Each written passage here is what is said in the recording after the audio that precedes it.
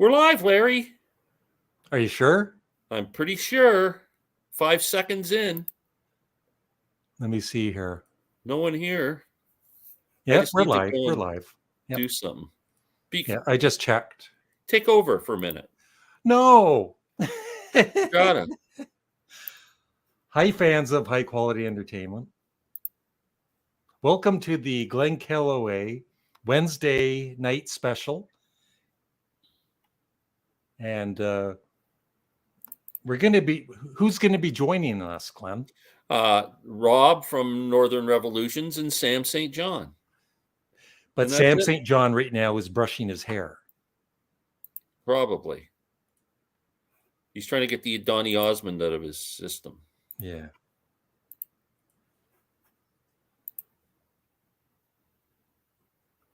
Okay, I'm good.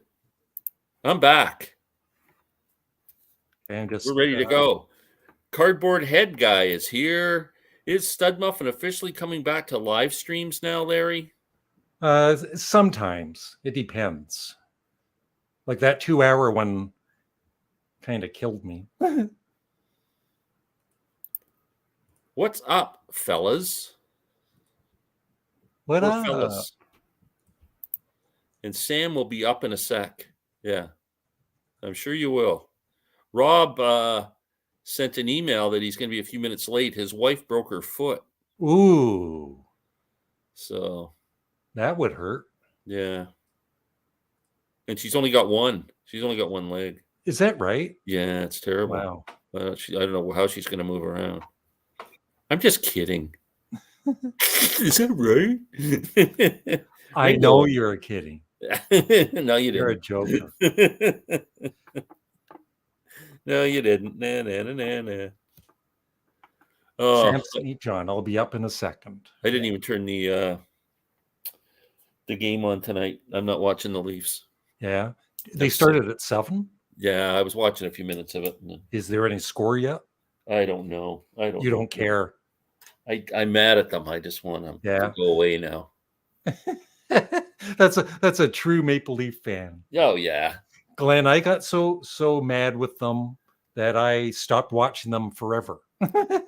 Well, I just pick another team because I still like watching. I still love hockey regardless. Yeah, I can watch anybody play. Okay, I got it on in the background there. Doesn't look like they're doing anything to me.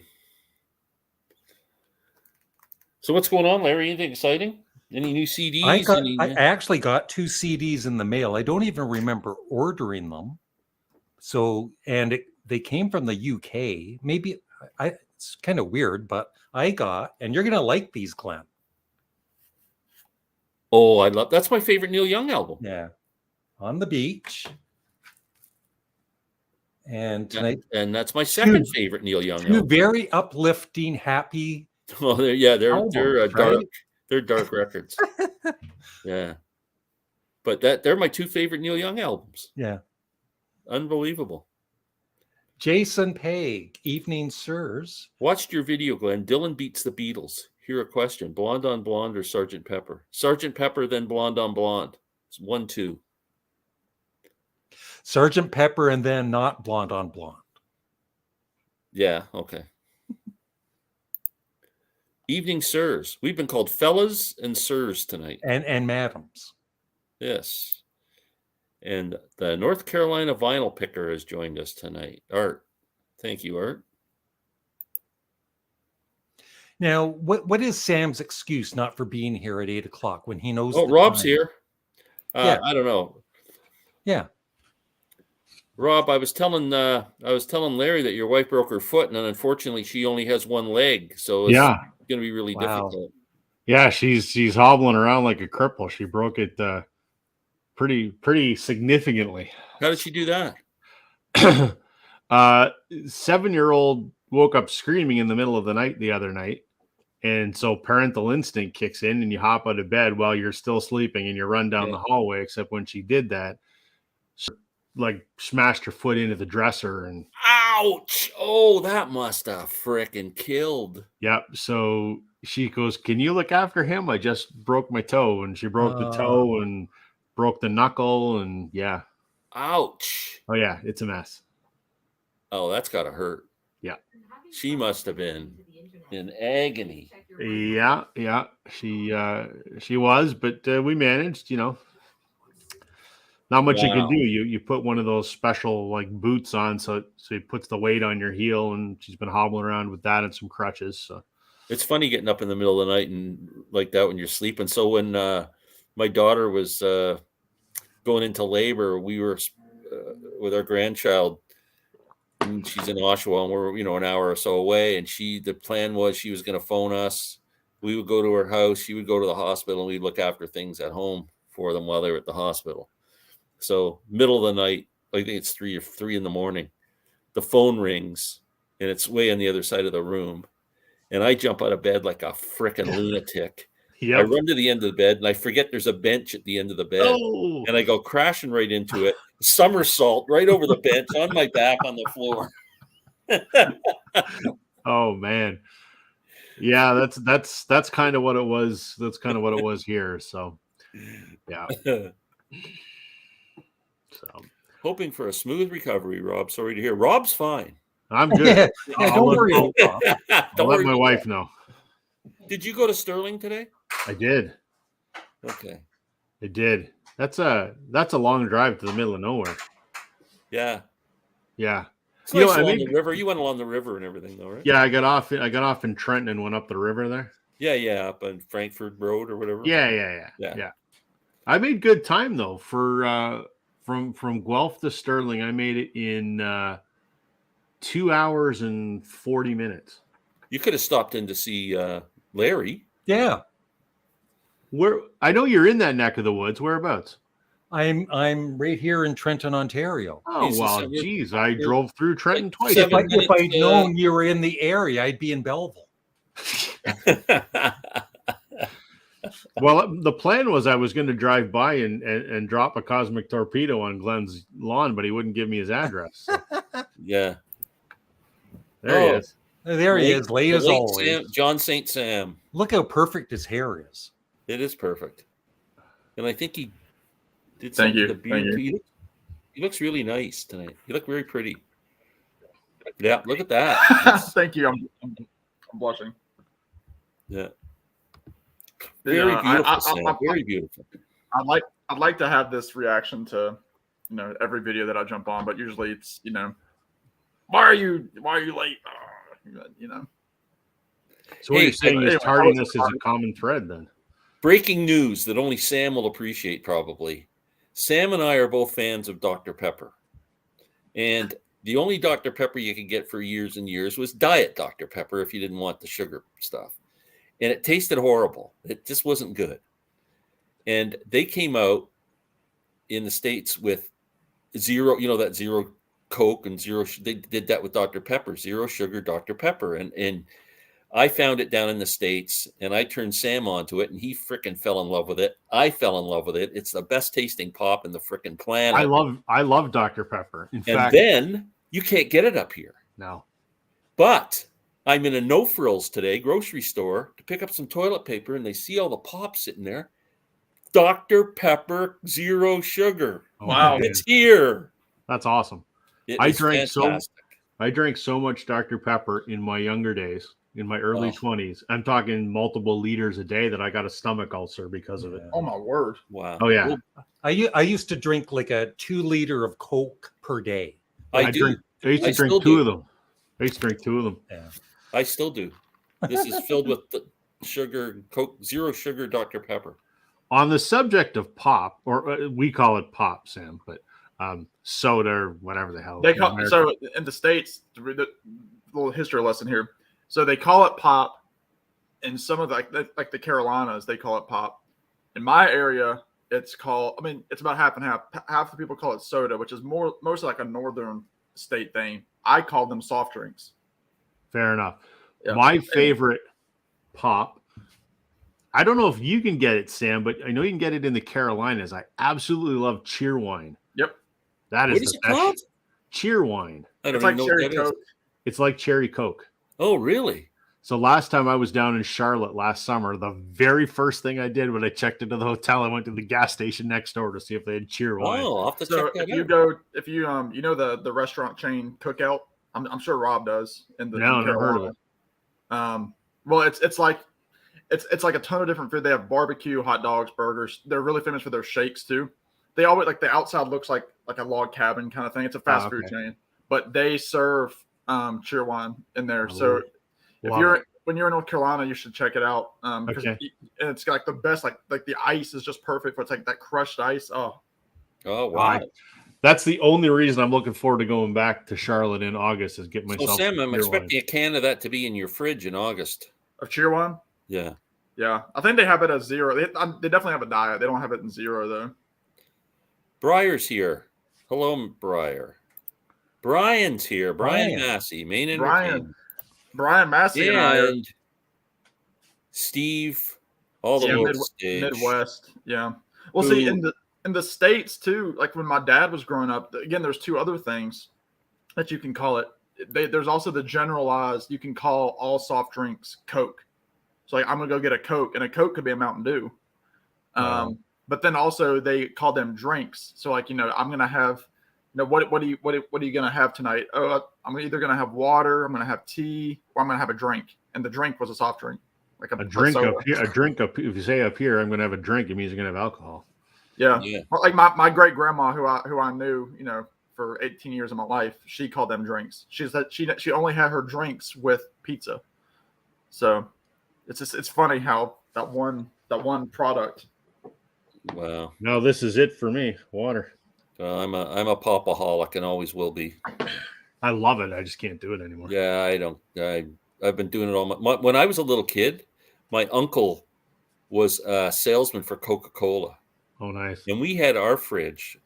We had more Coke in our fridge than we had food, constantly. So I think I just got hooked on it as a little kid, and I've been drinking it ever since. But now it's always the diet stuff. Now I can't. I'm drinking lemonade for you, but I love lemonade. I'm drinking really dirty water. I love that. Mm-hmm.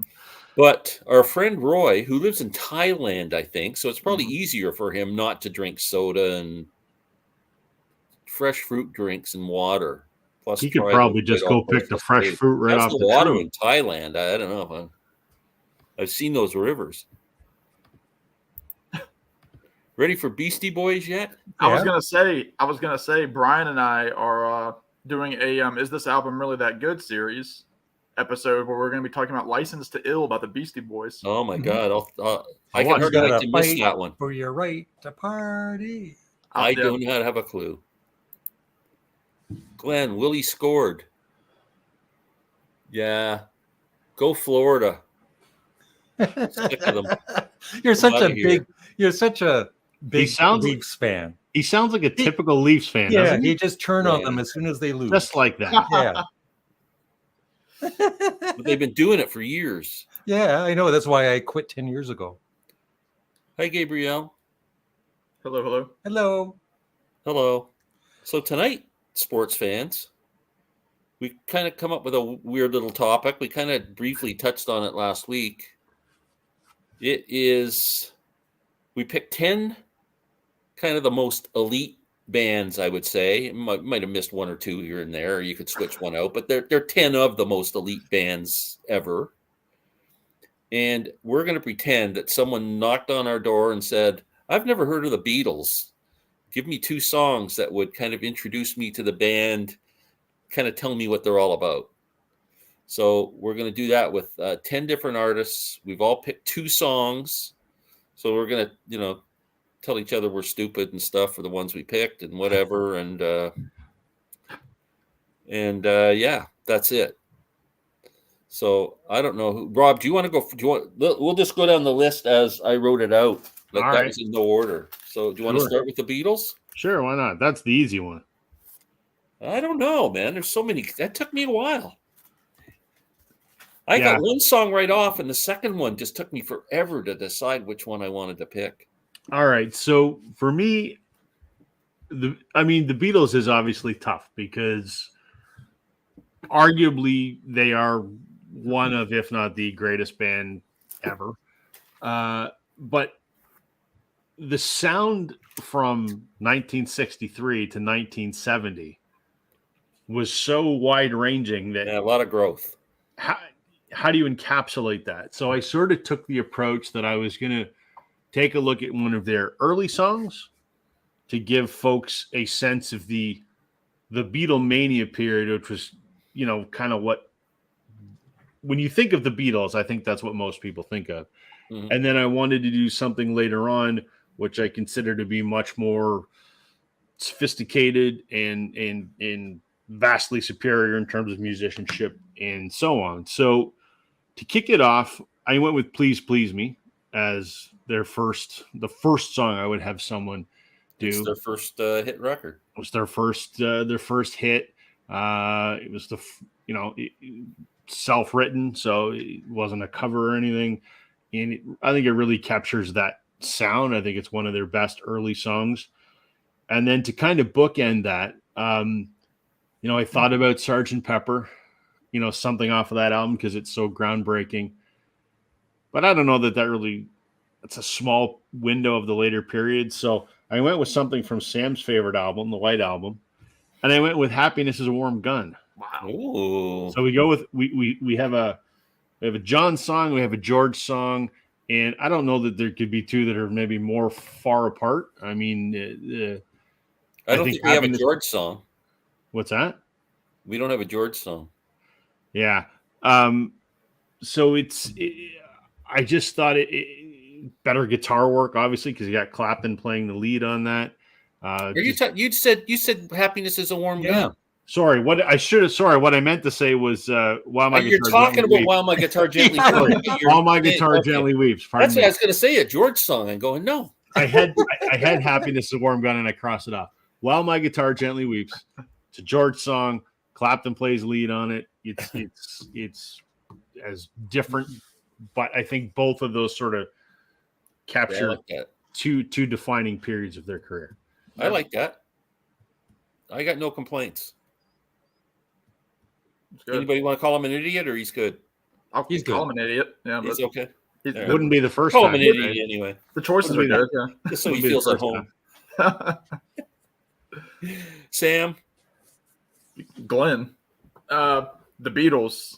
I kind of did the same route because those of you all that don't see our emails that take place behind the scenes, I was being called out by Glenn. He called me all sorts of 4-letter words and said, you don't understand that. No, I'm just kidding. But no, I was trying to figure out what I was going to do to, after some explanation, it was, how are you going to hook a stranger into liking this band? Like, all right, if you don't like these songs, it's hard pressed that you'll find something that you're into. So I kind of did the same route as Rob, starting with, the mop top phase, like the black and white Beatles. And I went with "She Loves You" as my first one, just because it's great playing by all four. I mean, that starting off drum roll by Ringo shows, wow, Ringo can really lay it down. And then you got that great, those great 2-part harmonies with John and Paul. And then George hitting that, bound, down, down. So like they're all four playing so well on that song. And it's a quick, 2-minute song, in and out. It's like the pop songs of the early 60s. And it just screams, this is why, especially North America got hooked. And that's what really broke the Beatles, was, North America seeing them on Sullivan. So it's songs like this. I mean, I could have gone, I thought about doing, "All My Lovin'." "Please Please Me" is another great example. It's that picturing of like, them finishing the song, taking the bow. Like that's what you want to show somebody to begin with. Like this is how they started. And then again, I was thinking, how am I going to wrap it up? I didn't want to go like, too psychedelic. Like I didn't want to do, like an "I Am the Walrus" or a "Day in the Life." "Day in the Life" is my favorite song of the Beatles, but that's not the one I chose. I wanted to, again, it's a novice coming into the Beatles. So I went with, from the final album, I went with "Get Back." Again, it's a great rocker. It kind of ties in to that same early Beatles energy because it's a straight ahead rock song. It's not progressive in any way necessarily. It's not breaking new ground. It's just a fantastic rock song. It's got that great, fade in intro with a like it's just it gets it rolling. It's kind of got some funk to it. It's got great, lead playing. And it kind of shows, like the Beatles always held true to that rock and roll, quartet that they were playing the clubs in Germany. So those are my two Beatles tracks. Excellent. I like those picks. Larry? Well, just like you guys, I've chosen an early track and then a later track. The early track I chose was I Want to Hold Your Hand, which I think is perfect. It kind of describes what Beatlemania was with that music. Even more, I think even more than She Loves You. Plus, And it was their first number one in North America. Yeah. Plus, I love that more than She Loves You anyway. So Myself. Larry hates my picks, is what he's saying. Yeah. And you're an idiot, Sam. Yeah. And for later on, you have to go with the best, greatest song of all time. Why don't we do it in the road? Revolution number 9? A Day in the Life. Oh, you did go with that one. Yeah. Okay, yeah. I Yeah. thought about that, man. It's good. Yeah. And it just shows I get it. And it shows such a big contrast between those two songs, right? Mhm. And what is that for 3 years? Yeah, that's amazing. In 3 years, yeah. Yeah. That's crazy. Wow. Well, I started off. We all had the same mindset, the early and the later, but I didn't go too much later. But my first song was "All My Lovin'," and the reason I chose that is because when they came to North America, they decided that was the first song that they were going to play on the Ed Sullivan Show in front of 50 million people. So I figured that was kind of their introduction to North America in a way. I know there was songs on the radio and stuff, but to visually see them on TV, and that was the song they started with. So that's why I picked that. And my second one, I picked All You Need Is Love, because that's the song they did on that Our World satellite thing and played it to hundreds of millions of people. So that's my reasoning for picking. So what you're saying is you're lazy and you had them pick the songs for you.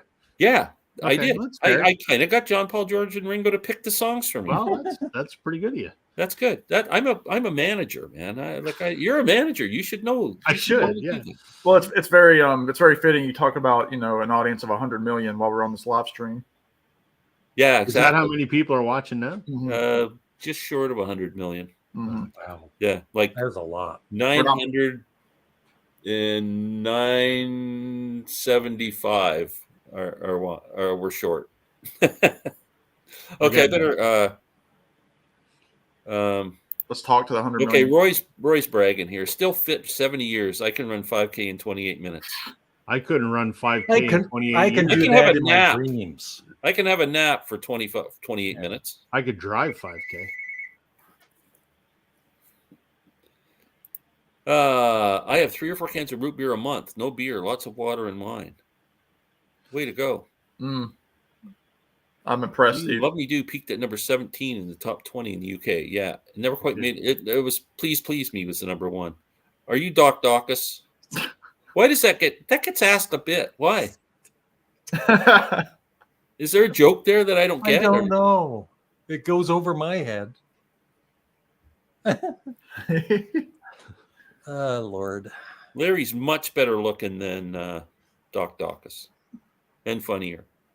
I have to agree with Glenn with his choices. Thanks, John. No, we love Doc. Ringo only has 1 foot. That's right. Yeah. Robert S. Plus 1 viewer now.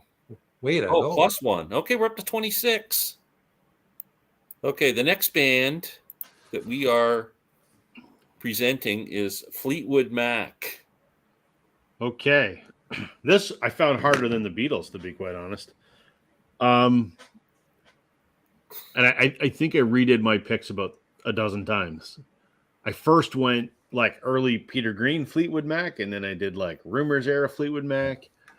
And then I just went what I thought were the best. And then ultimately, and maybe this is a cop-out, I don't know, I picked 2 Rumors era Fleetwood Mac songs, like that lineup of the band. Because generally, so we're not talking hardcore music fans or music nerds like us. We're talking someone who's never listened to the band before. They're the most easily accessible, I think, is that Rumors era, because it's top 40 pop rock. So I think that's in my mind, if I were to introduce someone to the band, that's the gateway that I'm going to go. So I picked Silver Spring, which Wow. I think is incredible. Stevie Nicks has a voice unlike any other, and that song is just phenomenal. So if I'm going to pick a Stevie Nicks song, I'm going to pick Lindsey Buckingham's song. I'm going to go with "Go Your Own Way." Oh, great song. That's especially when that's kind of about Stevie. So yeah.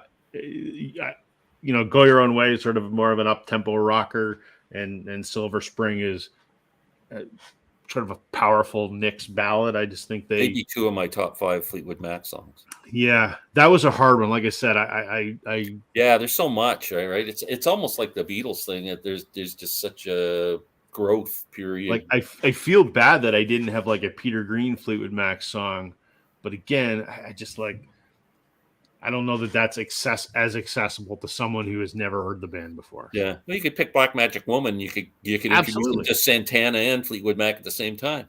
There Multitask. Yep. Samuel, Mr. John St. Sam. Yeah, that's me. It's funny. I kind of, again, the same thing with Rob. I'm trying to bring in a newbie into Fleetwood Mac, and there's a reason that era is the most successful. And I mean, they essentially defined 70s radio. Like if you had a point to 70s radio, you probably point to any song on Rumors. So I went with two of their biggest songs. I went with The Chain as the first one. Again, it's got everything. It's got that dirty kind of that stomp, the kick drum, the like that bluesy kind of sound. With that great Lindsey Buckingham playing. Everybody's playing on it. It's fantastic. All the 3-part harmony with Christine, Stevie, and Lindsey. It's just, everybody knows that song. It's fantastic, and there's a reason that they opened with it for so many years as a band. And then I kind of had to give the spotlight to Stevie Nicks for one song, kind of like Rob did with Silver Spring. Again, probably one of her biggest songs. I went with Rhiannon.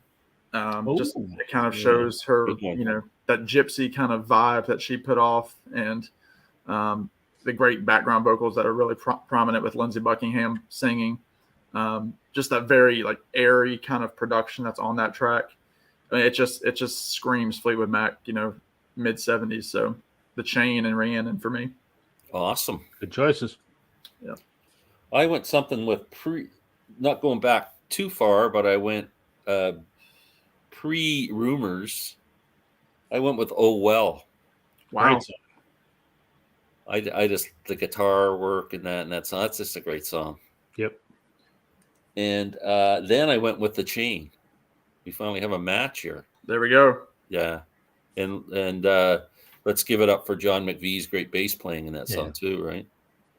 It's simple but effective in that song. But it's fantastic. Very. I chose The Chain because it's because it kind of features all of them singing together. It's not like a Stevie Nicks song or Lindsey Buckingham song. It's like, and it's kind of showing them being together. That's what the idea of that song is. And the other one I chose was Say You Love Me, just a really catchy pop song. That is good. Yeah. And you got Christine there. Yeah. Nice. Very cool. Hello there. Hey, hello. AZ Music Haven. Peter Green. Yes. The amazing Peter Green. Let's see that Taylor album, Rob. Gosh. Oh, you got, okay. It came, eh? My cousins, Rob, were just at the last Nashville show. They saw the big. What did they say about it? They're in the big rainstorm. Nice. That would have been awesome. Yeah, but it was at I guess that's Titans Stadium, Tennessee Titans. They I haven't talked to them, but they were posting on Instagram and everything. They were soaking wet from the rain and everything. But they loved it. Actually, I saw one of my favorite groups, as Glenn knows, is Old Crow Medicine Show, and Catch, the lead guy, was there, And like the next night, he was listening to it from like down the road. Like he was like a group of people were like, you know, having a cookout, and they were listening to it like in the streets of Nashville. But I mean, That's they said it was crazy. Oh, hold on a second here. I'm getting. Who is this? It's person? true. Did I block them? It's true. You went before me. I did. You switched You it did. around, and I was all confused. Well, because it's like when they put down the songwriting credit on the Beatles songs. It's Lennon McCartney, Glenn Larry Glenn would like. I If was- you I was start trying to wondering if I turn was it gonna around get to a- Larry get a Glenn. It's not going to work. Chance. It doesn't sound that good. I just blocked that person. I don't know who it is, but Yeah, some people are just you don't need you know, trouble. they're Yeah. spam trolls. Yeah. Before we get going on this, reminded me of something. You're talking about Taylor Swift and that. This has nothing to do with Taylor Swift, but I was over at a friend's place on Saturday night for dinner. He's the biggest Springsteen fan I know. He's gone to see him 2 or 3 times already on the new tour, and he's got tickets to see him in a couple of. And you know where they went down to see him? Him and his buddies. They drove to Tulsa, Oklahoma. Wow. And you know what they did when they were in Tulsa? Bob Dylan. Yeah, they went to the Bob Dylan Museum. He just says it is incredible. Today is the year And all anniversary. day there. This is the anniversary of it opening. It's been open for 1 year today. Wow. And supposedly there was rumors Bruce Springsteen was going to visit it while he was in town. And they went on the Sunday, spent all day there. No Bruce. Bruce showed up on the Monday. They missed him by a day. But oh man, he said it only they drove to St. Louis, 12 hours to St. Louis and another 6 hours to Tulsa. So it's not really that bad. I think Marty Stewart was just there too, and so was Mellencamp. They've all visited recently. Oh man. Yeah. Okay. Oh Well is a great song. The Rumors lineup does it justice on their first album. Awesome version sung by Lindsay. Yes. The Chain and Go Your Own Way for me. Yeah. Go Your Own Way. They're both good. There's so many great songs.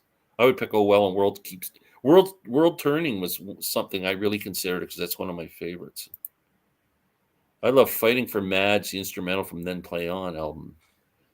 Wow. And More Recent Dreams. 2 good picks. Very cool. Okay, Rob. Led Zeppelin. Led Zeppelin. All right. Get the lead out. So, admittedly, I am not the most versed Led Zeppelin listener in the world. I've got several albums. And I don't know that I know enough to give you any justification why I picked these, but I think these are 2 songs that I've always liked. And I just think, to me, they sort of, when I think Zeppelin, I think these songs, and it's not Stairway to Heaven. The first one I picked was Black Dog, just because I think that was It's really gonna be hard to have a wrong answer on this. well, right, exactly, right. Same with Fleetwood Mac. How do you pick a bad one? And then the first Zeppelin song that I ever went, holy shit, it was Misty Mountain Hop. Wow. Wow, that's an interesting one. Yeah. Wow.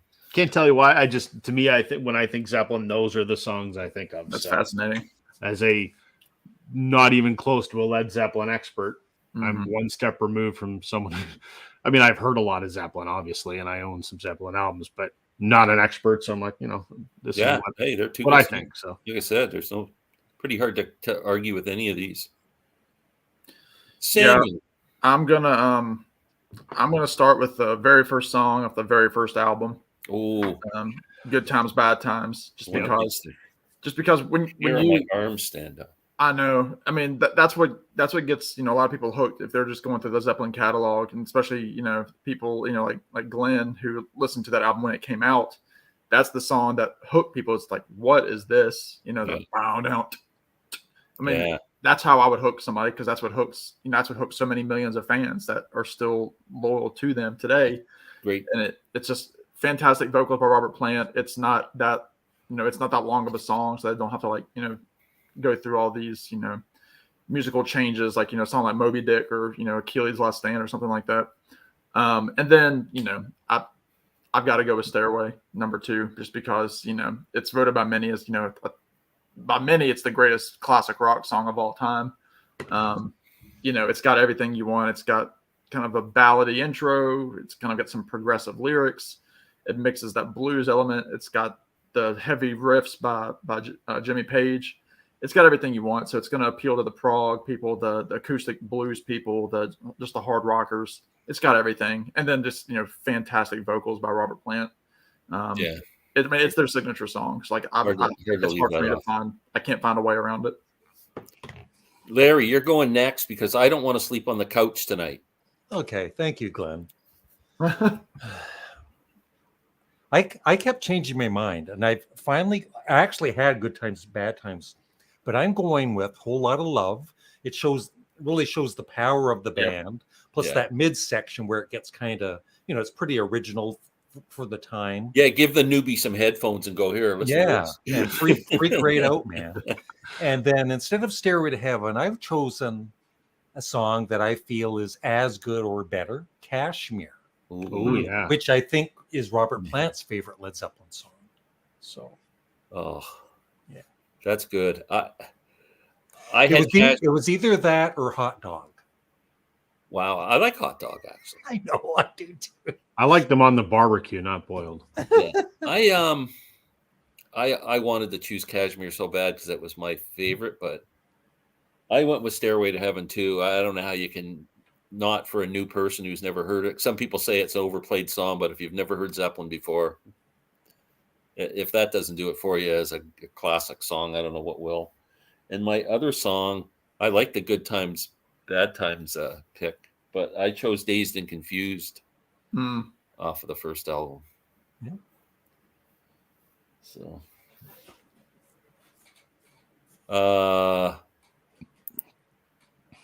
Roy, saw a photo with Springsteen and Donovan together recently.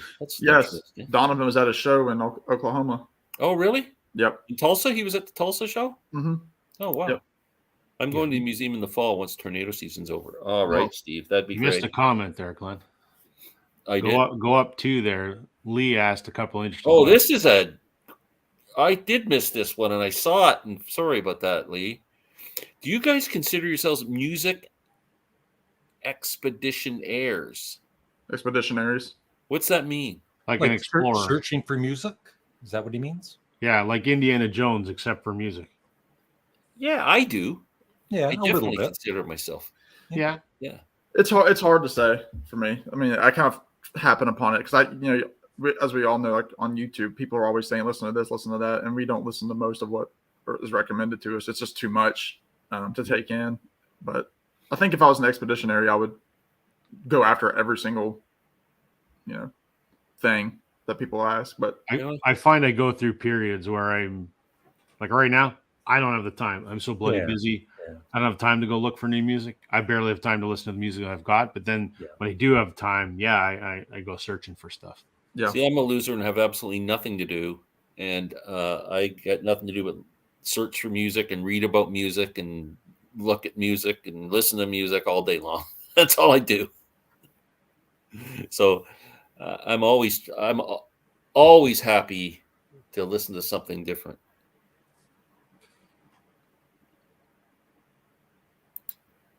Oh, was there another question there too? Yeah. Question 2. Do you have an insatiable curiosity of how popular music evolved? No. Well, I think it's fascinating how it evolves. Yeah. It is fascinating. I think I got a pretty good handle on it. No, I wouldn't consider myself an expert, but no, I would say, I mean, if you like just take the Beatles, for example, I mean, that's, in and of itself, how popular music evolved. Like they're just a crash course. Yeah. But I mean, but popular music, you got to go back to the 20s, right? Mm-hmm.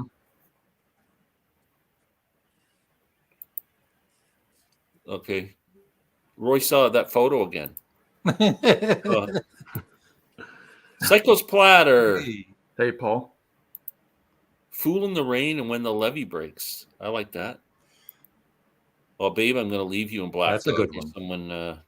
Good one, Tony. And Rob. Someone agrees with me on Black Dog. Yeah. Communication in Kashmir. Communication Breakdown. Oh, great song. Oh. Hey, Rod. How you doing, buddy? Hey, Rod. I almost went with a Ramble On, too. Yeah, Ramble On's a great. There's so many. Yeah. Love Days of Confusion, Bring It On Home. Yeah. I want to be a loser like Glenn. John showing up. Yeah. Well, just if you live long enough, John, if you quit mouthing off and live long enough, you'll get there. Well, Glenn, with all that time and you still didn't listen to Family, no, Roy, I haven't. I guess throw out that extra or whatever you said I was. I'm not that, I guess. Roy's been bugging me to listen to this band Family forever. That's Rick Gretsch from Blind Faith was in it. And, yeah. Have you ever heard them, Larry? No, but I've heard of them.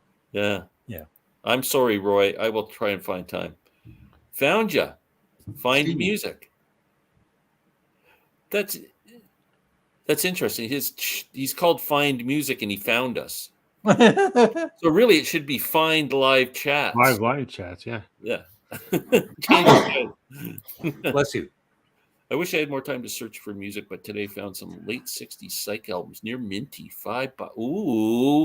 Wow. Can we give us a couple of examples? That'd be cool.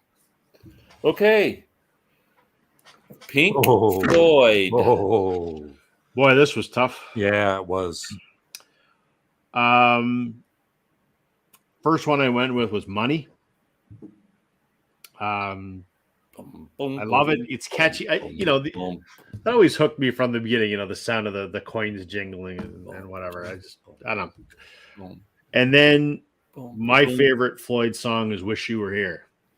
I love it. It's kind of a slow burn, right? It sort of starts off with that sort of melodic two guitar part, and it just builds. But I think the payoff on that song is certainly worth it, and I think it's markedly different from my other selection. So I think it shows a bit of breadth of what their musical catalog is. Well, I like those picks. I'm also going to go with Money as my first pick chronologically. Again, it was a hit, and you still hear it online. On the radio. It's got, again, the great Roger Waters bass line. It's all that stuff. The killer, build up to the Gilmour solo, which kind of echoes some of the earlier Pink Floyd style soloing. It was like that song when I was first listening to Pink Floyd. Other than Another Brick in the Wall, this was like the song that was on the radio all the time for me. And it had it, my MP3 player before I knew anything else about Pink Floyd. Long before I'd ever listened to Dark Side all the way through. It was always just a catchy song. And then the other one, possibly the greatest guitar playing of all time is Comfortably Numb. Again, possibly their signature song. Again, you get the dual lead vocals with Waters and Gilmour. Rogers kind of playing like this, like the real, like the scenario, and then Gilmour kind of being the dreamlike doctor, like character that he's playing with, there is no pain, you are receding. Yeah. That whole thing. And just that fantastic, guitar just crying with Gilmour. It's classic. It's classic. It's kind of like their Stairway to Heaven. It is. And you feel, again, it's a 6-minute song, but it feels like it could go on a lot longer, more verses, more playing. It's just it's a perfect song to me. So those are my two. Awesome.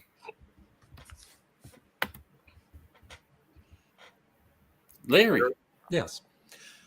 I kind of wanted to choose the Syd Barrett era for the first song, but I haven't. But I've still gone, a bit earlier. Oh, man. Arnold Layne, See Emily Play. I could have picked those. I've gone with Echoes because Pink Floyd's really stretching out on it. Yeah.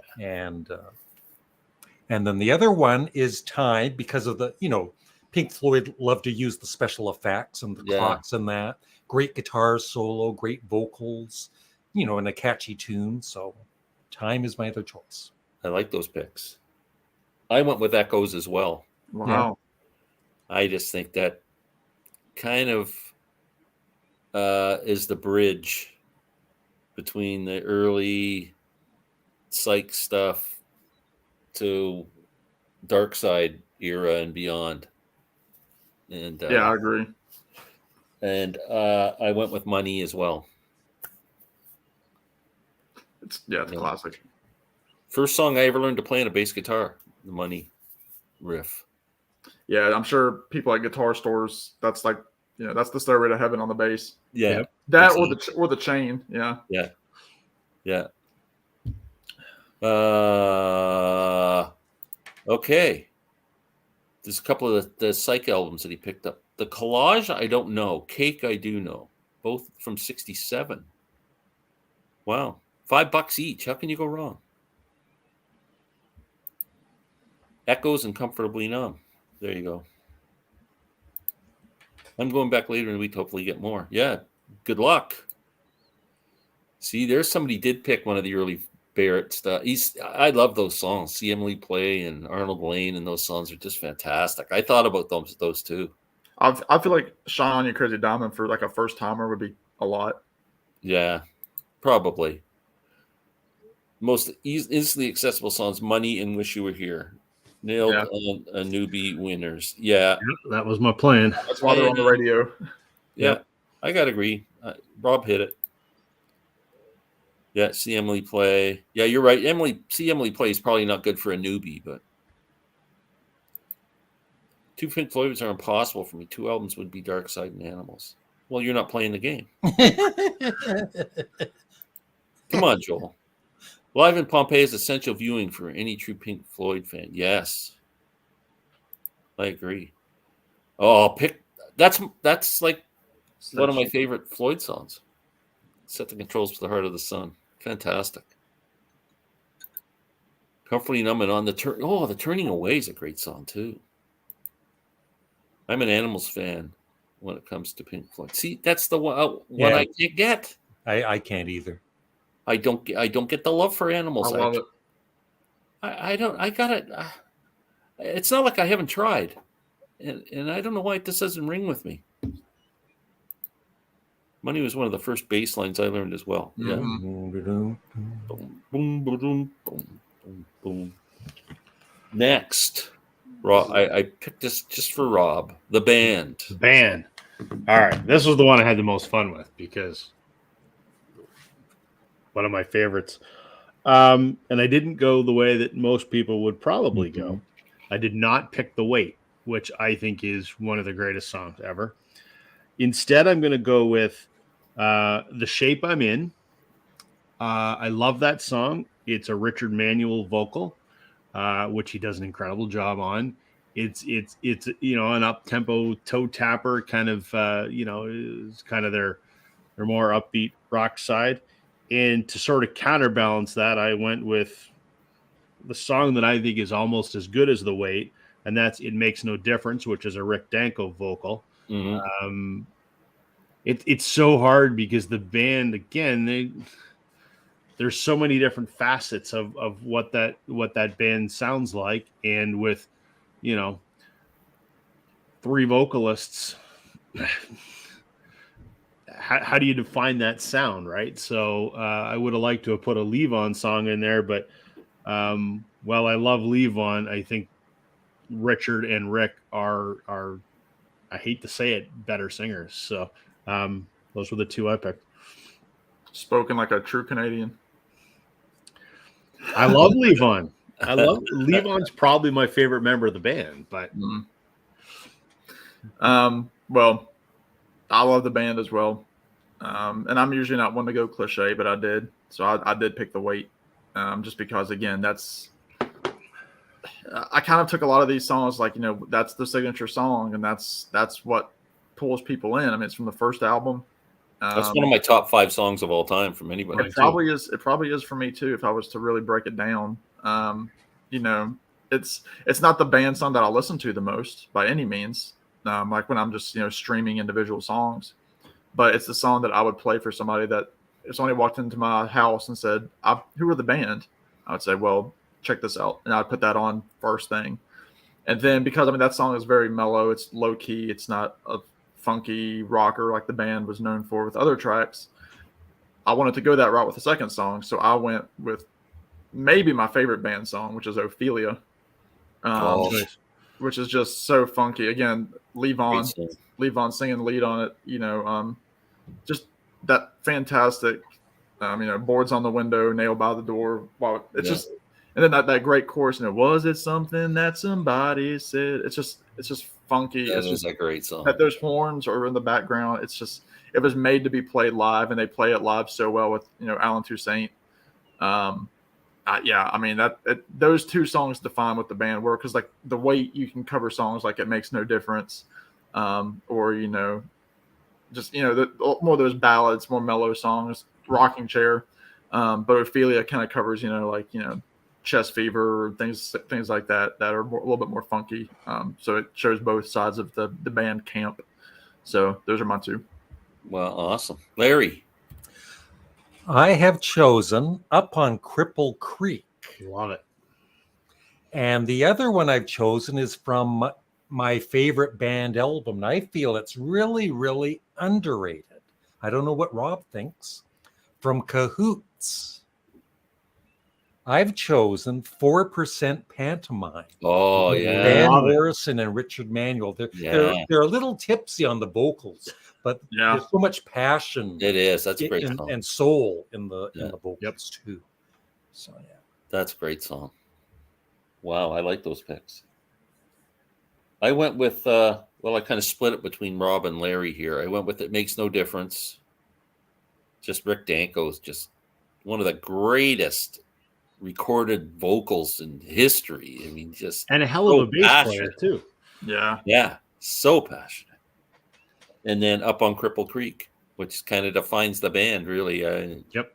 Like Leave On, like just the lyrics and everything just kind of all ties in with the whole mood of that band. This is another one where I don't know that you could go wrong. I mean, you could pick anything. Yeah. You could pick something like Chest Fever and compare that with like Stage Fright, and that's still going to do what all of us have done. There's so many different things you could pick and not be wrong. Yeah. Michael, there are several bootleg videos of Pink Floyd at Ivor Wynne Stadium in '75, and a couple of I could have gone to that show, and it just pisses me off that he didn't go. Even up to this day, I was just going. I was going. How am I going to get home from Hamilton? I'm going with a bunch of frickin' stoners. So I got to take my life into my hands to go see Pink Floyd, and an hour and a half away. Yeah. Then I got to get home. I don't know anybody in Hamilton. My buddies went, and I didn't go. And they made it home. The Wait and Up on Cripple Creek, yeah. Yep, can't go wrong. The Saga Pretty Rouge and Endless Highway. What are they on? They were post Last Waltz. I think. Is that Islands or something? Pretty Rouge is gonna. Isn't that Jericho? Oh, could even be past that. Okay. No. Pretty Rouge is from Islands. Is it Islands? Oh, okay. Yeah. They're the classic lineup. Chest Fever is a great pick. I never thought of Chest Fever until Sam mentioned it when he was talking. Question. I like the questions. I do too. You guys step out of your comfort zone and explore a different genre road you would normally not go down. A little bit. I'm into Miles Davis now. I've been trying at Glenn's insistence. I've been trying to do the yes thing, and Yeah. while I appreciate it, that's not something I listen to, with any regularity. And for both you guys, I'm still trying to do the Dylan thing, and it doesn't. So Lee, I don't know if Lee was on earlier, but I'm doing an episode with Massey's Man Entertainment about the Beastie Boys, and I don't listen to rap or hip hop hardly ever, even though that's kind of my generation's mainstream music. But something about the Beastie Boys I've always just loved. I mean, they've got that punk background. They played in a punk band before they were rappers. So like that's kind of out of my comfort zone, and I like what I like, and I'm not really afraid to say. My problem is I think I have understand most genres of music and familiar with them. Like there's some I like opera. I can't stand the voice in opera. I just can't do it. But classical music, I don't listen to classical music, but I don't know if I'm interested in exploring it that much. Like maybe a bit of classical guitar or something, but I already explored jazz. I love world music. My problem is I don't like world music with vocals. Like if I hear music from India, it's got to be instrumental music. I don't like it with the vocals, but but I mean, I have Lebanese soundtrack music in my collection. Like I like world music and stuff, so I kind of like to step out of my comfort zone. But there's a brand new feature film. Have you got it yet about the life of Sid Barrett? Oh yeah, is it done now? I think it's in festivals right now. It's not mass released. That probably be pretty good. They were on who was on the festival? Oh, the band, yeah. Yeah. I was at the show. I saw them there. Festival Express. Hey guys, Jack's here. Hey Now Jack. the party can start. Islands and Before the Flood live. Oh, for those two tracks. For those two songs, yeah. Any of you guys are familiar with the Good Rats from Long I've heard of Island, them, New yeah. York? Nope. No. Where do you rate Gary Moore with the other British blues guitarists of the 60s? He doesn't take a back seat as far as I'm concerned. I think Gary Moore's a great guitar player. Just scorching. He was great. He was great in James Bond. And as host of I've Got a Secret. Yep.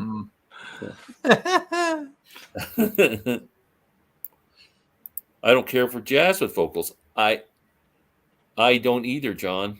Except, well, if you talk about like a Nora Jones or something like that, but I consider that more poppy. And Diana Krall's another one I like. But yeah, like I can't listen to Ella Fitzgerald or. Oh, I love it. Yeah, I don't like the old jazz vocals. Although we do like Billie Holiday. Because you don't like Chet Baker either. Like You vocally. don't like his vocals at all. Oh, I love it. Oh. Love it. You're just like of animals. I subscribe to your channel. Haha. That's fine. I'm sorry. I don't dislike animals. I don't know. Subscribe to everybody. I think I should love animals because I love all the other Floyd albums. Fine music. I love Animals. It's my second favorite Floyd album. I have 5 minutes from Big Pink. Cool. Oh, very cool. Oh, A Woodstock man. An ad for an Indian record label popped up in my Facebook feed. I looked up one of the artists featured on Apple Music. It was literally a needle drop. You could hear the Rice Krispies in the audio. Am I missing something?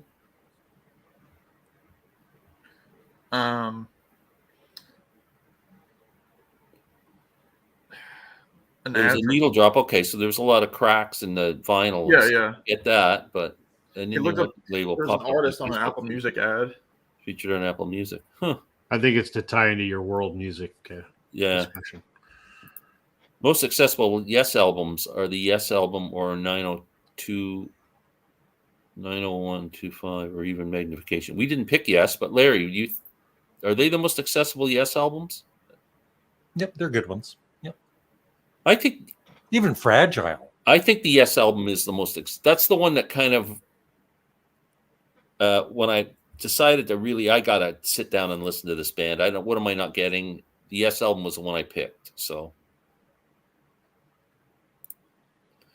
having traveled to Colombia and Gambia, it really broadens your mind hearing live music in the country it's originated from. That's Can I cool. suggest, if anybody's watching, I think you can watch it on YouTube. But Bela Fleck, the incredible banjo player, he took the banjo back to Africa, and Throw Down Your Heart, it's called, where he goes to all these villages in Africa and plays with local musicians and stuff like that. It's just a great documentary. Some of the musicians are just incredible. Nora, yes, I do like Ella. Can't get into Billy. See, I like Billy. I can't get into Ella.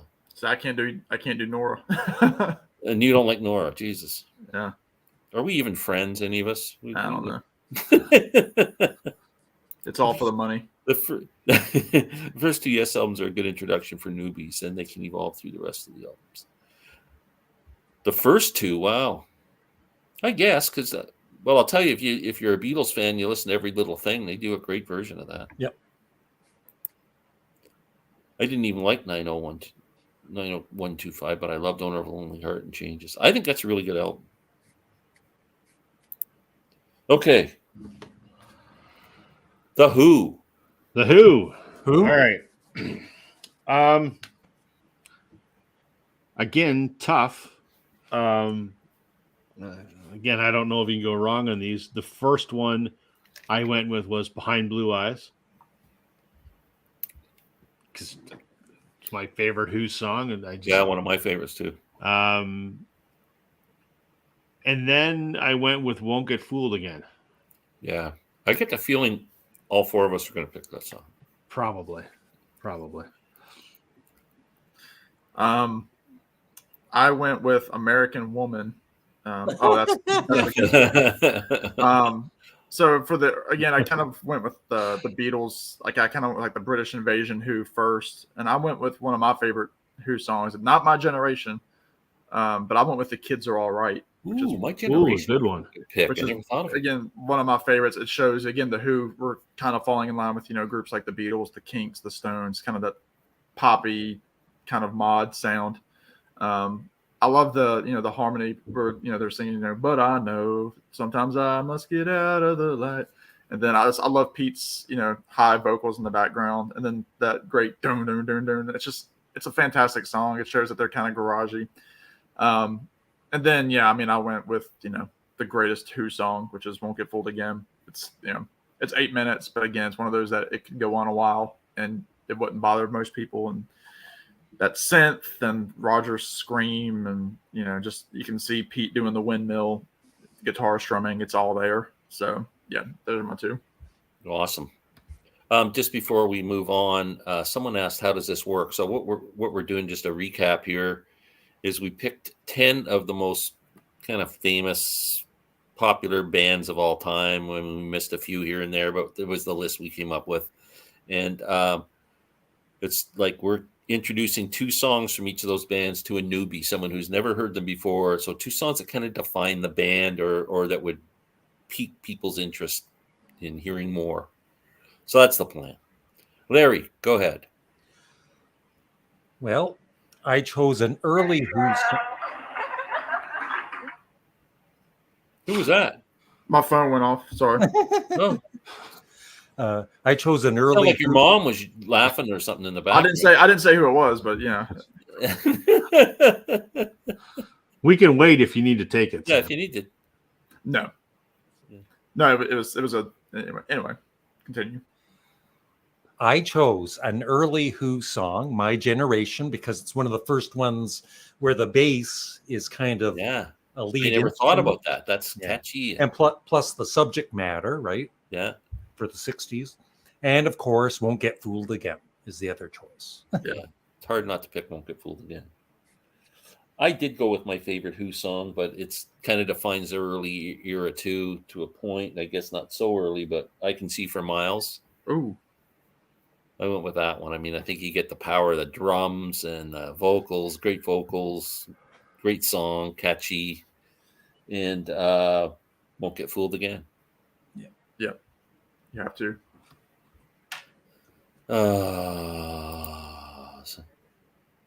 Somebody's correct. Got that. Oh, sorry, got that. Billie Holiday or Billie Eilish? Billie Eilish. Yeah. My Generation, Pinball Wizard. Yeah. I had Pinball Wizard, but I took it off. Bubba And Riley. I had Bab O'Reilly. Oh, I like that. Love Bab O'Reilly. Jack's a pretty cool dude for. He is. I've 11 got faith years in the old. youth now. Yeah. 2 Who songs, Pinball Wizard and Kids Are All Right. Yeah. Amazing Journey and Who Are You? Oh, Who Are You is great. I picked City in Armenia from Who Sell Those are Out different. and Magic Yeah. Bus. Wow. Am I on? You're on. I Can See for Miles and Join Together. 2 great songs. Pre-Tommy, post-Tommy. Like you're thinking. Moon's drumming, amazing as usual, and Won't Get Fooled Again. Yeah, just epic song. I'm trying to get back on with you all. I'm having a sad day today. Sad birthday today. Mom has stage 4 cancer. Well, Ooh. that's not Sorry good. to hear that. Yeah, sorry to hear that. that. Bubba O'Reilly and Who Are You? Who are you? That was one of Keith Moon's last sessions. Yeah.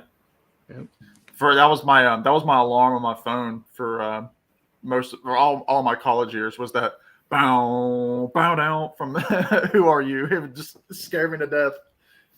Wake me up for class. Next on the list, Creedence Clearwater Revisited. With who needs John Fogerty when you got that great That's right. When you bassist got and drummer? Stu Clifford and Doug Cook. Okay. This was a tough one because I'm such a huge It was a tough one. CCR fan. This is one of the tougher ones, actually. Yeah, actually, I think maybe this I found probably the hardest. So the first one I went with was Fortunate Son. I think probably, one of the things I think when I think of John Fogerty, I think of really awesome electric guitar hooks. I mean, that's what CCR songs are known for. And I think Fortunate Son has probably the most memorable guitar lick out of every CCR tune. So, and it also, it's a Vietnam War protest song. So it sort of captures the sentiment of popular culture at the time. So I picked that one. And then I picked I Heard It Through the Grapevine because their live version of that is just insane. Interesting. It's like 12 minutes long. And the reason that and it's on they have a couple different live versions of it. But the reason that I picked it is because, well, CCR is this great rock band with clever hooks. They're also an incredible live jam band. And I think that song, like it's on their one of the, I don't know if it was the Royal Albert Hall or whatever, and it was on the concert one that came out in like 76. And it's just that them doing that version of the song is just, that's CCR in their element on stage. And I just think it's pure genius. So a little different, but I went studio and live on that one. So that's interesting. All right. You just mentioned one of them. Again, it's an anthem of Vietnam era, Fortunate Son. It shows John Fogerty's playing. It's in every Vietnam era movie and TV show ever made. Just killer bluesy vocals from Fogerty. He's singing at the top of his register. Even just like right from the get-go, some folks are born made to wear it's just fantastic. It's again one of those songs that's often misconstrued as a patriotic song when in reality it's not. Kind of like Born in the USA by Springsteen. And it just shows, CCR were they weren't a flash in the pan because they are still relevant, but they were such a flash in the music business. They weren't like the Stones or the Who where they were successful into the 70s. Their career was what, like 7 years or something like that? 6 years? It was short.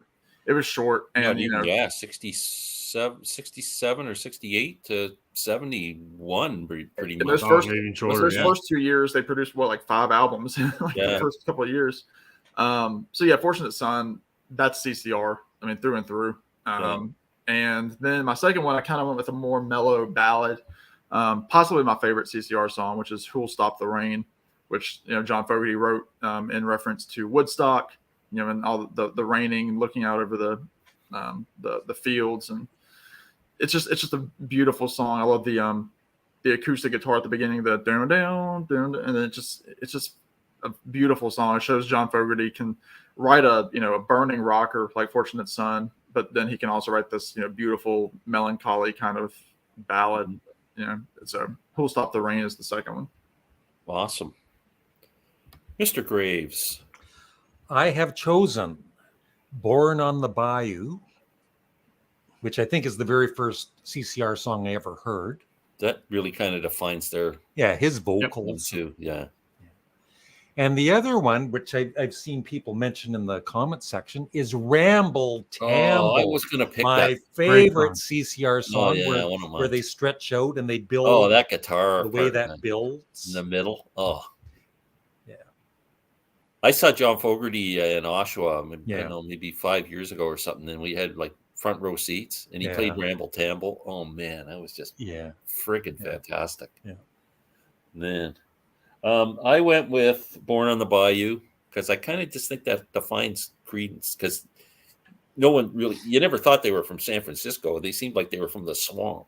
Yeah, they were southern. Louisiana. Yeah. And Fortunate Son, which is the classic, I think, Fogerty song. Yeah. Absolutely.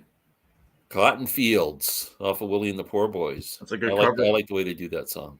I love that whole Have album. you ever seen the rain? Another Born on the Bayou. Derek needs to explore more live albums. Born on the Bayou and Ramble Tamble. There we go. Did that match you, Larry? Yeah, cool. There you go. We'll Stop the Rain as long as I can see the light. 2 ballads. Walking on Water from CCR. What album's that on? Is that the first one? I think it's the first one. Yeah. Grapevine and Susie Q. Hey, the jammies. We got the jams going there. I got to see CCR. Whoa! Wow. 70. Wow. Ooh. Oh man, I wished I had seen CCR. Me too. I don't even remember them coming to Toronto, and I'm sure they did. Best live CCR 69 Woodstock set. I agree. It's on vinyl. Fogerty finally got catalog rights back. Yeah. He is too. Feel good story. Someday Never Comes and Traveling Band. 2 great. Traveling Band is killer. I had Traveling Band and I took it off in favor of Fortunate Son. Bayou was perfect for the opening of Swamp Thing too. The Who Magic Bus, Pictures of Lily. Magic Bus. I listened to that song so Magic much. Bus is great. When I was 17 years old, 18 years old, I listened to that so much. Have you guys ever listened to George Harrison produce Splinter album? No. Lee, I'm just reading a book on George Harrison called Behind That Locked Door. It's one of the best books I've ever read on any Beatle. It's no holds barred, kind of tells the seedy side of George and the good side of George. It doesn't pull any punches, and they talk a lot about him producing that Splinter album. I was kind of interested in hearing it after I read about it in the book. Funny you mentioned it tonight. Pagan Baby. I don't know what that is. That's on Pendulum, opening track. Oh, okay. I wouldn't pick this to introduce, but Effigy. Oh, that's a great song. Oh, yes. Blue Moon Swamp. That is a good album. Very cool. Okay, another one I picked just for Rob. The Eagles. Yes. No, Eagles. The Eagles. So didn't get it. I wasn't paying attention. I was reading my list. What did you say? You said yes, and we said no. The Eagles. Just laugh at our jokes. Yeah, senile old men. So I love the Eagles, and I've said many times I'm the Don Felder of this little group. So should see what Glenn says to me in the emails that you guys don't see. But nevertheless, I kind of went with, and again, and I said this, of the Beatles, where there's many different periods of sound within, their short career.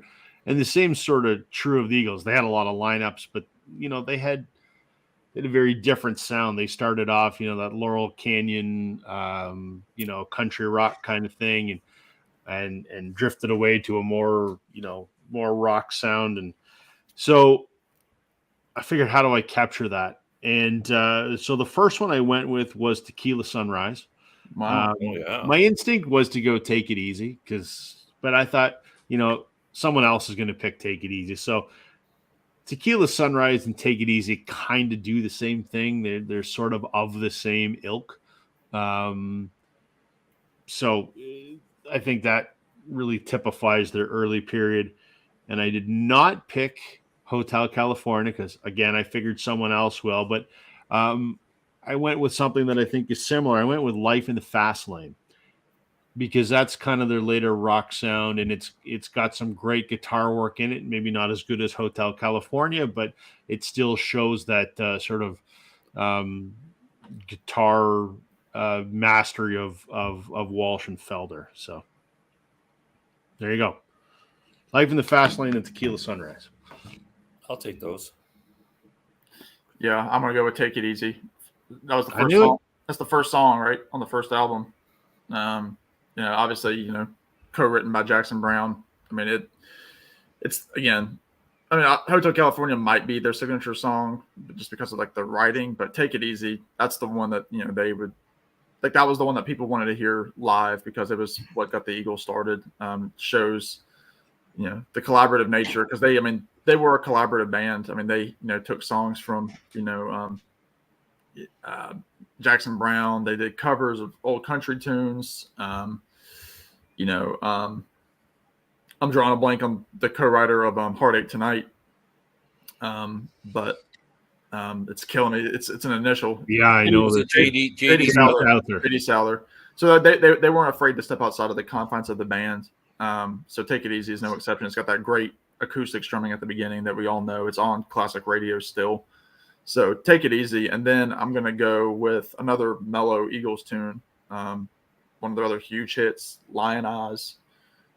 Just beautiful vocals. I love the high singing by that's great. Randy Meisner in the background. Great, great Glenn, lead vocals. It's just, I'm all for it. I wish I could have seen the Eagles in their heyday. I've never seen any incarnation of the Eagles. I probably won't. I had the opportunity to see them with Glenn Frey, but the tickets were just astronomical. I didn't do it. I kind of regret it, but not fully.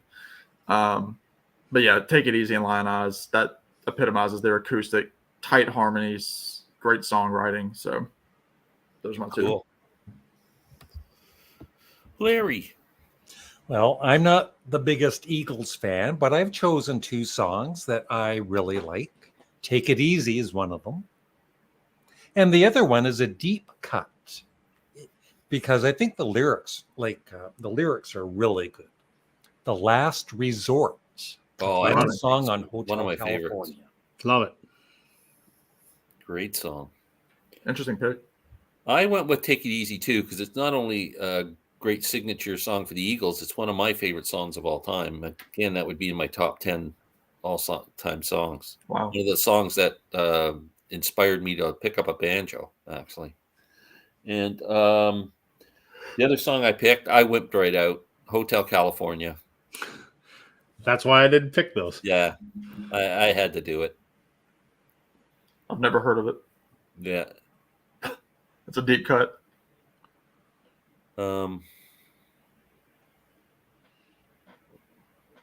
Where am I here? Oh, Lord.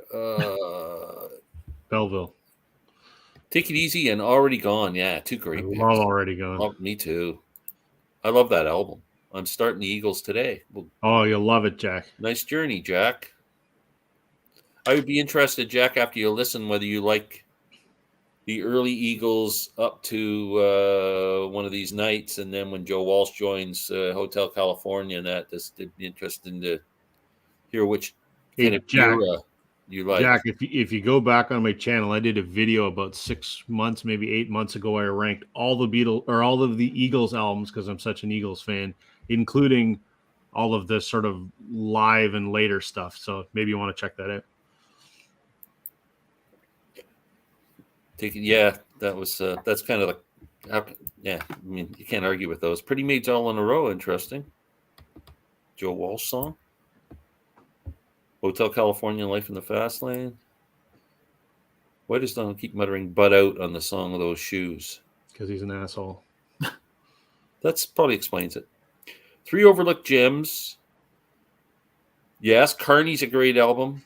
Paul Simon 72. Is that the Paul Simon album The with debut, the Mother and yeah. Child reunion on it and that? Yeah, and me and Julio, and Duncan. And I agree on Jorma Kakonen's Quay album or Qua. I sent you a link to that, Sam. Yeah, I haven't listened to it. It's great. I think you really like it. It's just a great acoustic album. Eagles to Confuse Newbies. I love that. Yeah, I like Journey of the Sorcerer. I do too. Yeah. But it is a lot different for sure. Nobody needs an introduction to the Eagles since 45 million people already bought their greatest hits. That's true. Yes, that's true. Why didn't Randy Meisner never rejoin? I think Randy had health problems. Did he not? He had health problems, and he was just. I saw in an interview he just said he was sick of doing it. He said I couldn't sing Take It to the Limit anymore. He goes, I just got so sick of it. Don't want to do it anymore. Well, it's a great vocal performance when he did. Absolutely. Good evening, gentlemen. Good evening, Nick. Nick. Sorry, Sam, but saw the Eagles, Elton John, and Beach Boys at Wembley Stadium 75. There's quite a triple bill. Wow. Triple bill. Holy shit. Wow. That would have been the Beach Boys with I guess Blondie Chaplin and Ricky Guitar were still with them.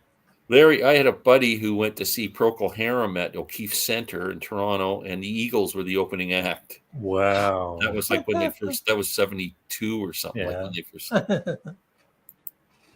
I've heard Glenn was the inspiration for Desperado. I was the inspiration for the movie Deliverance. Squeal like a pig. Not at that part. The kid playing. Hey, Planet Fool is a great song. Planet Earth. That's where you are. LOL. Yes. On the Border, Tequila Sunrise. Yes. Yep. On the Border is a great song too. Splinter. Robert Purvis and William Elliott. William Elliott performed lead on Lennon's "God Save Oz" single. Yeah, I really want to check out that Splinter thing. Have you ever heard of Harry Nilsson's version of One? Yep. Yeah. That's the U2 song? No. The Three Dog Night. One is the loneliest number. Yeah. Okay, sorry. This song. Three Dog Night covered. Sorry, I didn't read the rest. Yeah. Or Leon's version of Masquerade. Oh, yeah, Leon's version of Masquerade is way better than George Benson's. I see there's I was at the record store the other day. If anybody's a Leon Russell fan, I saw an album came out on Dark Horse Records. It's Leon Russell's kind of all his hit songs or most popular songs that he wrote, but stripped down, it said. I was really interested in buying that. I've always liked Take It to the Limit. Didn't feel like an Eagles song. That's a beautiful song. Oh, really? Genesis opened for Lou Reed at Massey Hall. Wow. It's crazy, eh? Leon Russell's own version of Delta Ladies is as good as Joe Cocker's. Yeah, anything Leon did is good. Okay, we got two more to go. Tom Petty and the Heartbreakers. I feel I'm not qualified to answer this since we have the greatest Tom Petty fan. Yeah, that's world what I feel. We're not worthy. Yeah, so Larry, why don't you get us started? Well, so it's kind of like all these other bands. How the hell do you pick two? But I'm gonna go with Breakdown. Don't do that. What's that? I said, don't do that on camera. And Mary Jane's Last Dance. Oh, two of my favorites. So I sort of went earlier and kind of later. And yeah, I don't have logic why I picked those. I just you did two good. of my favorite Tom Petty songs, and I think anything you pick typifies what they sound like. I take it all back. You're a Beatles fan. Thanks. The best version of Breakdown is on the live anthology where he breaks it into Hit the Road Jack. Yeah, that is cool. It's like 8 minutes long. Yeah. And then I want to find that on vinyl, but that's hard as hell to find. Because I was like, what, 04 or 5? Something like that. Yeah. It's like $600 if you can find it now. Yeah, because I could get you one for a couple $100. Well, if you're going to meet me at Zap Records, it's probably sitting there. Is it still? I bet you. Ugh. I was in your neck of the woods today, but you're coming back next week, you said. Well, possibly, yeah. Possibly. Now it's possibly. Listen, I work for a living. I work for a living. I'm not retired. No, but I thought you had to come to. I know, but my schedule may change. I don't. Okay. All right. No pressure, man. No pressure. You used to be a sales guy. You know what it's like. I know what it's like. But I was a dog. Oh, sorry, I can't say that second word. I was a dog, mother dog, whatever. When I was a salesperson. There you go. What are your picks, Sam? It's funny because I didn't even go. I looked at going early and later, kind of like with the Beatles and a lot of these other groups, but I wanted to get somebody completely hooked into Tom Petty, and so I went with two of like his hook laden tracks. So I started from the first album. I'm getting feedback from somewhere. Somebody have headphones or something? Well, you sound good to us. Huh? There it goes, gone. So I went with American Girl for the first one, the last track on the first album. I've always said that's one of those songs. If I was ever in an electric band, I would love to play the song live in front of an audience. It's one of those songs that it's so short, but it was the last song he ever played live back in 2017, and just a fantastic song. The joke was that Roger McGuinn heard it and said, "I don't remember recording that," and you're referencing the Byrds. So yeah, American Girl, and then I went with the song very similar to American Girl. Like I didn't go I thought about doing Southern accents. I thought about doing, like Learning to Fly. I had written down at one point, but I went with Listen to Her Heart because I like that jangle era, that jangly Tom Petty and the Heartbreakers style, like American Girl and Listen to Her Heart. That opening chord of like the bow no no no no no no no no. It's fantastic. I love the double vocals that Tom is singing with himself. One of the best opening lines ever with, you think you're going to take her away with your money and your cocaine. And it's funny because on one of those live sets, maybe it might have been the American Treasure set. He introduces the song. He's like, do we have any girls in the audience? Everybody screams. He's like, do any of you like cocaine?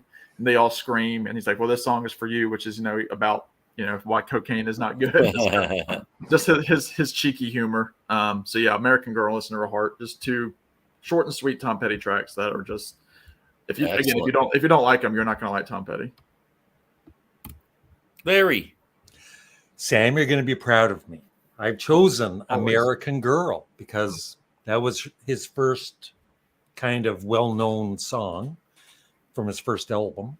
And the other one, so many songs to choose from. I've chosen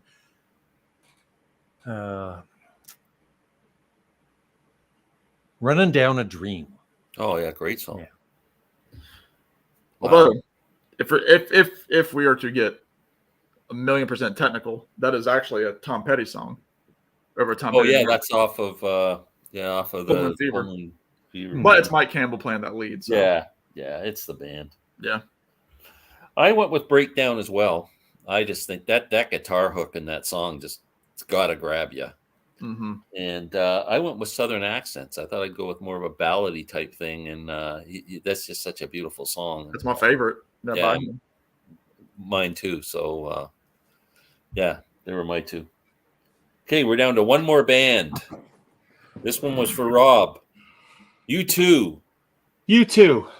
All right, Rob. It was the Rolling Stones or U2. What band should I put? Well, I'm glad you picked U2. Not a big. I mean, I could have probably picked a couple of Stones songs, but I thought of you. It would be an ill-informed pick. So it would have been rude of me not to put U2 on this list. So, I went with. There's a lot of songs that are sort of instantly recognizable as U2 songs. But for me, the first absolute no-brainer is Where the Streets Have No Name off Joshua Tree. I mean, the guitar in that, it's several notes and it just builds and it builds and builds. And the edge is his guitar sound is building sonically using as few notes as possible. And that song really sort of is signature edge. So, I love that one. And then I went with Mysterious Ways. Wow. I like almost all U2 albums. The real strength of U2 was up to about the mid 2000s. And after that, while I like the current stuff, it doesn't hold a candle to the earlier stuff. So I had to pick something from the 80s and something from the 90s. So Mysterious Ways and Where the Streets Have No Name. I kind of went with the same route, and again, it's not going to be any surprise to the first song because it's the same one as Rob's with Where the Streets Have No Name, because it was both in our favorite songs of the '80s list that we did a couple months ago. For all the same reasons. I mean, it's one of those songs. If you ever watch live performances of the band, or if you've seen them live, which I haven't, I know Rob has. Yep, twice. But that build up where they're usually going into it from another song with like the synth kind of starting into it, and then and then just the heavy, almost Pete Townsend like strumming by the edge. A great bass comes in from Adam and the bass drum by Larry, and then like it's just an all around fantastic song. So yeah, like you said, it's a no brainer. And then on the same vein, just to kind of go with a little bit more contemporary U2. One of their bigger hits of the I guess early 2000s. I'm going to go with "Beautiful Day." Good choice. Just because it's it was one of those last like, huge U2 songs that like it was on the radio, it was a hit. It's still it's still a massive song. Everybody knows it. Fantastic backing vocals by the Edge, where he's going day, with Bono singing. Just again a positive song, great lyrics, great production on it too. It's just those two songs should get anybody standing up out of their chair listening to those tracks. And if they don't like those tracks, then it's gonna be hard. I mean, you're gonna be hard pressed to find a U2 song that they're gonna get into. So those are the last two. Awesome. Larry? Well, I really wanted to pick "Get on Your Boots." I love that song because they're sexy boots. That's around the time I started not becoming because they were trying to stay current with the young people, right? With not one of their better songs. It actually is. I do like some of it, but it's I don't know. So I've chosen, well, two of my favorite U2 songs. "All I Want Is You" from Rattle and Hum. Love it. Great pick. And my all-time favorite U2 song, "The Unforgettable Fire." Wow. You really Very went good. back. That's pretty cool. Awesome. That's good. Well, I also went with "Where the Streets Have No Name." That's if you're gonna say a signature song for U2, that might be close to the top of the list, and that kind of defines the band sound. And I went with "One" I was going to because say, I hope somebody picked one. yeah, it's just I mean, the lyrics are just incredible, and Bono's vocal performance is great. It's just a fantastic song. The You song never that saw U2 live, Glenn? No, I didn't. You never wanted to, or No, I think I was I didn't really want to see them in like, they always seem to play Rogers Center or somewhere where there was like 60, the big baseball stadium. And I probably would have been happier to go see them at like, I got this the at first Scotia Bank Arena or something. First time I saw them, Cops Coliseum in Hamilton, Yeah, see, which was awesome because venue, the hockey arena would have been fine. Like once it gets into the Sky Dome and that, I'm going, that's. I've seen them at Cops, and I did see them at Scotiabank Arena. Yeah. yeah, I saw them there. They were Oh, great. you saw them too, Larry? Yeah, I've seen them twice. The first time was bad though. It was the Rattle and Hum tour, and it was at Exhibition Stadium, and we were Oh, way in the really? back. Yeah. I don't But, recall yeah, them the playing second Exhibition time in Stadium. 2005, they were great. Yeah. Oh, Wow. I'd love to see him. That's very cool. I got to catch up. I sorry, I missed some of the Tom Petty comments here. I heard Mary Jane's Last Dance in school when my teachers was playing it and loved it. Wow. Jam and me. Damn me. Refugee and Even the Losers. Yeah. I Won't Back Down. Angel Dream. Don't Put Me Over and Jack are my picks. Jack. Louisiana Rain and Good to Be King. I like Good to Be King too, especially live versions of it when they jam it out a bit. I played American Girl with my band in the early 2000s. Cool. Always a crowd pleaser. Even the Losers and About to Give Out. TP and Heartbreakers faves. Chaos and Creation should really be McCartney 3. No, I love that album. Did he play all the instruments on that? Yeah, I think so. I Need to Know. Don't Come Around Here. Yeah, that's pretty cool. Joel is not a U2 fan. One and In a Little While. In a Little While. Yeah, that's a nice interesting song. I love ABBA. Jack, I'm blocking you. Don't worry, Jack. I love Tug that. of War is McCartney 3. The Chaos on Tug of Creation. War was he had other musicians playing in Tug of War. Well, I mean, Chaos on Creation. He had his modern band was all over that record. Like Yeah. Abe and Rusty, they're all over that. Yeah. I will fall when she moves in mysterious ways. Yeah. You I too, Van. love Van Demon's Diemen's Land. Land. Yeah, That's awesome. Joshua Tree and Nocturne Baby are both masterpieces. Bullet the Blue Sky is like, oh, that's a great song. Anyone Yep, like I Numb? like that. I don't I know do. Numb. I don't like that whole album. What album's that? That's Zeropa. Zeropa. That's the Edge. That's one of the Edge's 2 lead vocals on the Oh. standard U2 albums. I own an original pressing on vinyl. I've never spun it. Well, Gary Lee Twistle, he loves Numb. I think Larry should do a spoof on the Numb video. Quite the video. Bad, Unforgettable Fire, and Out of Control from their first album are favorites. Yeah. Ah, I'm joking on ABBA. I'm not. Love ABBA. Don't come around here no more as Petty's White Rabbit. Kinda. Yeah. New Year's Day, yeah, and In God's Country, 2 great songs. Fantastic. Prod in the Name of Love could have worked too. We for caught an hour. up. Unbelievable. We have 25 minutes Until what? till we go to bed.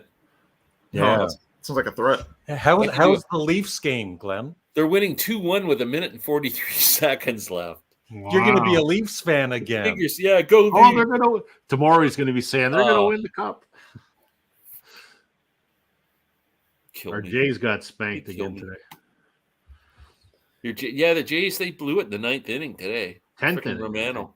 10th inning. Oh, was it the 10th? I turned it off in the 9th. When they tied it up, I went, Yep. I gave You up. dropped two in You a could row tell they now. were going to lose. Yeah. Jesus. I don't know. What else is going on, boys? Anything exciting? Is anybody doing Steve's contest on the Dylan covers? Anybody see that? I watched it today. I was the first one. He commented. He's like, I bet money that you'd be the first comment on this thing. What's Yeah. what's his contest? I haven't seen it Steve yet. from All the World's a Stage just announced a contest today. It's only 2 weeks long. Your favorite 3 covers of Bob Dylan songs. Ah, So, And then also to tell us, because it's his mom's birthday was the same day as Dylan's. yeah, so and May he's- 24th is a contest draw, which is Bob Dylan's 82nd birthday, and he's giving out an $82 gift certificate or on PayPal or whatever. He also wants us to give like a story about our mom too with it, like to Yeah. honor his mom. Yeah, So yeah. I'll Hmm. have to think of my favorite covers. He did a good one because he mentioned All on the Watchtower, but he said not Hendrix, but he went with U2's. He mentioned you. that's what I was. That's the first thing that popped into my head. Yeah, well, there you go. You should enter the contest. I will. Yeah. Well, Love Rescue Me. I mean, it's not a Dylan cover, but that's Bob Dylan singing background on that song from Rattle and Hum. Oh, is it? Yeah, he co-wrote it with Bono. Oh, I didn't know that. Yeah, listen to Love Rescue Me. Yeah, once you know it, you're like, oh yeah, that's like it's Oh Mercy era Bob Dylan. Wow. Yeah, Interesting. which is a beautiful song. I mean, just really simple picking on the guitar. Yeah. Wow. Yeah, I'll do that. I'll do that yeah, I contest. need to do it tomorrow morning. Actually, I thought about doing it today, but I got caught up when I got home. And then Steven Schnee's got a good challenge there with I did my video today, and I know Larry did it yesterday, where 3 consecutive albums, the Holy Trinity he's calling it. You got to pick. I don't know how many he wanted us to pick. Larry did 10, so I did 10. You said as many as you want. Yeah. Hey, Glenn, you didn't see my video. I don't think you saw my video recently on the Midnight Special, No, I didn't watch it yet. because the Midnight Special was a TV show in the 70s, right? Yeah. And they have their own YouTube channel now. Yeah. And that's you where sent I me a first, link. You sent me a Yeah. link. I haven't watched it yet. that's where I first saw Sparks. But anyway, they have clips of King Crimson from 1974 on there, Oh, wow. doing Lark's Tongue and Aspect. Really? Yeah, and a couple Wow. other clips. Yeah. Oh, man. Yeah, I got to watch that. I know you sent me the Yeah. link. I haven't had a chance to. I just watched a documentary. You all might have seen it on Amazon about Big Star. Have you all seen that? Oh, yeah. It's a good documentary. It's a really good documentary. Yeah, Yeah. really tragic story. That band. Yeah. Yeah, I watched that. Yeah. It's crazy. Actually, I think it was vinyl. It might have been vinyl. No, it wasn't Vinyl Me Please. There's a new pressing coming out for the first Big Star record, the 50th. I don't own it, and I love that song 13. That's on that. It's a great album. Yeah, so I pre-ordered it, so I'm gonna have my own copy finally of a Big Star record. Do you have any of the Big Star stuff, Rob? I do not. You should, man. That's great. I know I should. I know it's just one of those bands that's on my list that I need to get into. I just the haven't first yet. two albums are great. Yeah, I've heard a Radio bunch of it. City and Big Star, great records. And Rob, can I recommend another band? I Yeah, see they're please. mentioned here in the comments section by W. Green, the Singing Post Family, country music. Yeah, I get right on that. Look at that. You can get gonorrhea from a tractor, I think. Jesus. Indeed. I did a video today on my channel, top 10 vinyl records, and I started serious. I had John Lennon and Sparks, and then I get into the Post. records. Yeah. That's funny. Leon Russell, remember that? Yeah, he was on the Shindig show. Mm-hmm. Leon had quite the resume. What songs did you pick from? Oh man, I can't even pick. I don't even know the names of their songs. I have two Vander Graaf Generator albums, but I couldn't name a song. I'm going to be doing the contest. Good, Jack. We'll look forward to your entry. More positive news. I got more vinyl records. One being Venus and Mars and Disraeli. Oh, two fantastic records. I love Venus and Mars more so than Ben on the Run. I think you well-educated guys know that Van Diemen's Land is in Tasmania. I didn't know that. Nope. I love that track. I love The Edge singing it. Yeah, and I don't know where you heard the rumor that I was well-educated. Yeah, we don't know where that came from either. Just trying to cheer myself up. Well, good for you. Cheer yourself up with some records. Music is the way to go. There it is, right there. See? I listen to the Family Post on YouTube. Good, authentic country music. The Edge isn't a technically gifted or fast player. He manages to create incredible guitar parts that sound incredible and serve the song perfectly. He's a great musician. Yeah, I agree. And he's a very good singer too. And he has a unique sound, which is really hard to do. I mean, with all the musicians out there playing guitars, it's really hard to separate yourself. And he's one of the guys who does it. A unique sound is what you call a lot of kids, like at a piano recital. Like, yeah, that was a unique sound. Yeah, that was unique when they play all the wrong notes. Do you know what's very significant about the Bangladesh concert? It was the last time Dylan sang all his classics like they're recorded on the album. Yeah, it could be. I don't. Why is that not being reissued? That I don't know. I mean, Dark Horse and the Harrison camp are very secretive. But and the other thing I read in that when George did the tour in '74, they were going to video record the show in L.A., and his voice was so bad that they decided not to. And then they decided they were going to record the Toronto show, which was in December '74, and they did record it. And they have that recording of that concert. Now, why wouldn't you release that for historic reasons? I mean, it's just insane how that's not coming out. Yeah, I don't know.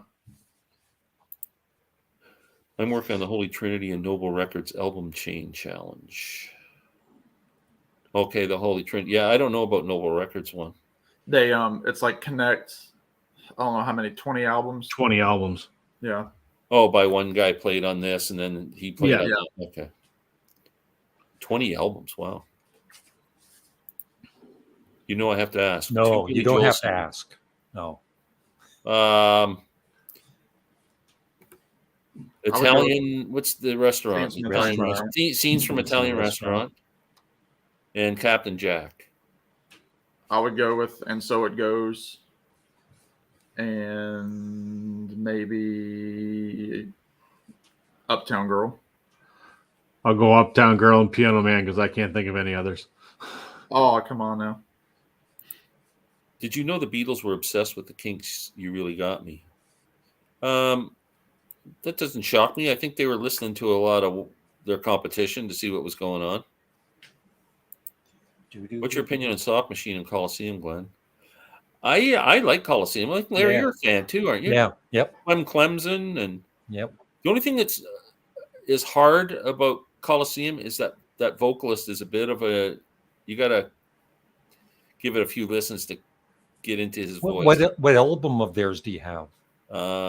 I got a Coliseum Live. I have. Okay. It's the only one I need. You need the studio album, Valentine's Suite. It's really good. Yeah, I think you'd like that. Yeah. Great band. And Soft Machine, I have thirds, and I have the first one, which are both really good. And the Toronto Maple Leafs won, Glenn. Oh my Lord, that's incredible! Holy moly! What the hell? Polish up the cup. That's nuts. He's going to put his Leafs sweater back on. Parade on. You're gonna have the parade up University or on Bay Street. We'll figure it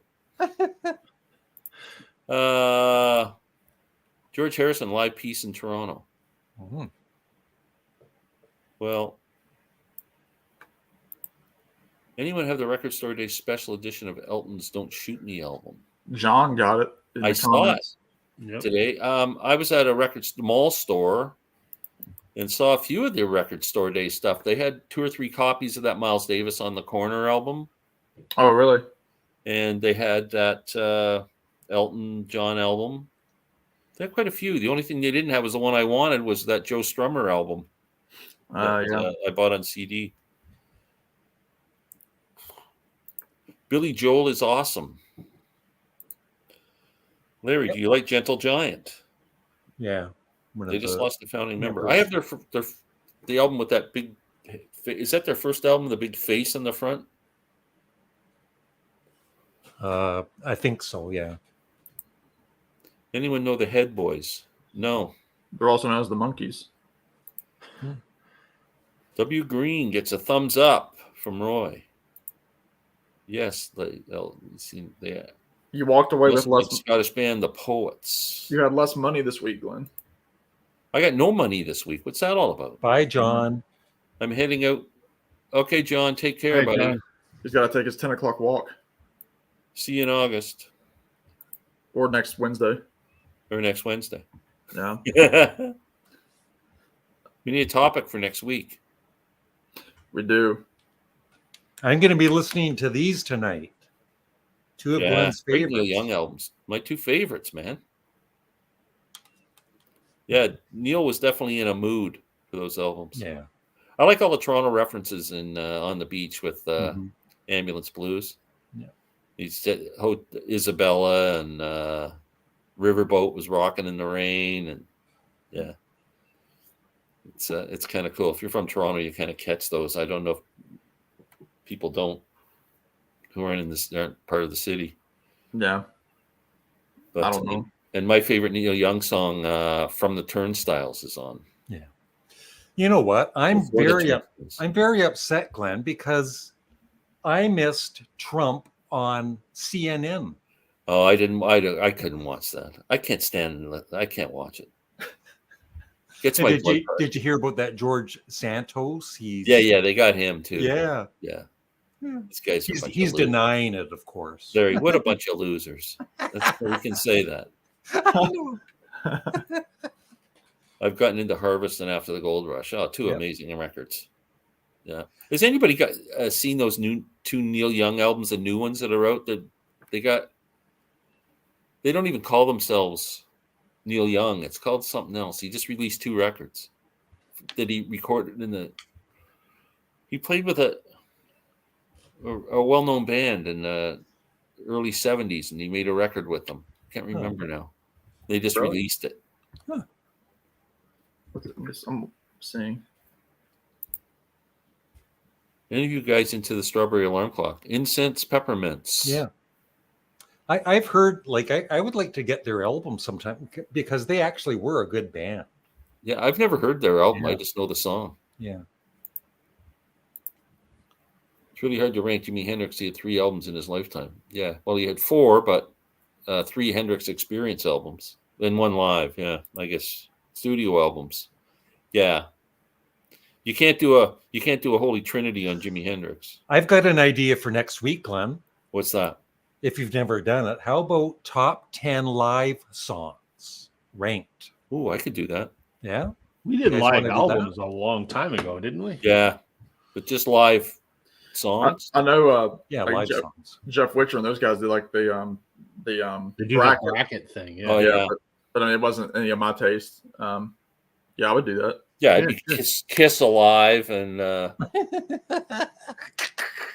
yeah, Yeah, Motley Crue at the mosh pit. At, Cinderella. yeah, Motley Crue on their final tour 10 years ago. yeah, Jeez. yeah. They're going all up in arms with Mick Mars right now. Yeah, I Who's feel that? bad for Mick Mars. He's been with them all those years, and Yeah. with What all of his happened? I health don't know this story. issues. And It's like he said they forcibly removed him because they Yeah, said I believe he Yeah. wasn't healthy enough to play. yeah, I'm gonna believe him before those other three. And what band is this? Motley Crue. Motley Crue, Okay. And what instrument did he play? guitar. He's a lead guitar. guitarist. Oh, really? Yeah, he's a very good guitarist. And they kicked him out. Yeah, Yeah, for like, he's before had the summer health tour. issues for years. Wow. And he was a real like an original member. Oh yeah. Yep. He's actually one of the older ones. He's like 73. Like he's older than a lot of those. And the rest of them were like in their early 60s. Wow. So he was already pretty established. But I mean, if you looked at him, I mean, he looks unhealthy, but you know. Yes. Do top 10 See, 10 Glenn? live songs. I can do Sound that. it out. Concert Bangladesh box set. Yes. I have the box set. And that's something else that should be re-released on. I don't know if it was ever released on CD, was it? Yeah, it was a box set, like in the 80s, I think, but I don't think it's been reissued. I gave up on Uriah Heep when David Byron left. Yeah. was gone. I picked up a new album that they made about 3 or 4 years ago because somebody said it was really good, and it was a good rock album. But it's just not Uriah Heep without Byron. Ken Hensley, the keyboard player, and wrote a lot of the songs. He has a box set out now. Oh yeah. Of Yeah, all he his passed solo- away a of all few his years solo ago. stuff. Yeah. And I've got He was one of good. his solo albums called Proud Words on a Dusty Shelf. It's a really good album. Yeah. Anyone like Gordon Lightfoot? Lost him. Nah, we all hate Gordon Lightfoot. He's a loser. Yeah. Sam, they're talking about naming. So we've got our downtown core in Toronto is Young and Dundas, where they have like a square there where they could have bands playing or people just to congregate or whatever. And they're talking about renaming it after Gordon Lightfoot. That's a good idea. They should. Yeah. That'd be cool. Did you see what they did in Detroit for him the day after he died No, at the Maritime Cathedral that he sang? they had a riot so they could play Black Day in July. No, Oh. they rang the bell 29 times for the and then they rang it Edmund the 30th. Fitzgerald. Yeah. The 30th for Gordon Oh, that's cool. at the Maritime Sailors Cathedral. Very cool. Yeah, John Lennon live in New York City needs to get cleaned up and reissued. They're talking. I'd buy that. Yeah, that'd be okay. Maybe it was. Is there? I wonder if there's more songs too that they never. Oh, there has to be. Yeah. Because what? There's only like 10 on that album, I think. Yeah. But that's Summertime Dream. Yeah, that's that's my favorite Fantastic Bigfoot record. album. Strawberry Switchblade, an 80s girl duo from Scotland, are worth checking out. Wow. That's a great name, Strawberry Switchblade. I've been researching Lightfoot a lot this week. Everyone had good things to say. Yeah. yeah. And I don't know if you guys can get it in the States, but if you can go to CBC, which is Canadian Broadcasting Corporation, .ca, they have a streaming service called Gem. And they're replaying the Gordon Lightfoot documentary, which is really, really good. It's really called, good. If You Could Read My Mind. So if you haven't seen it, try Yeah, and it's find that. fantastic. Have you seen that, Sam? Yeah, it's on Amazon or somewhere. Oh, okay, cool. Yeah, Yeah. it's really good. It's really good. Faith No More version of War Pigs and live at Brixton Academy. It's a monster version. Wow. Wow, I've never heard that.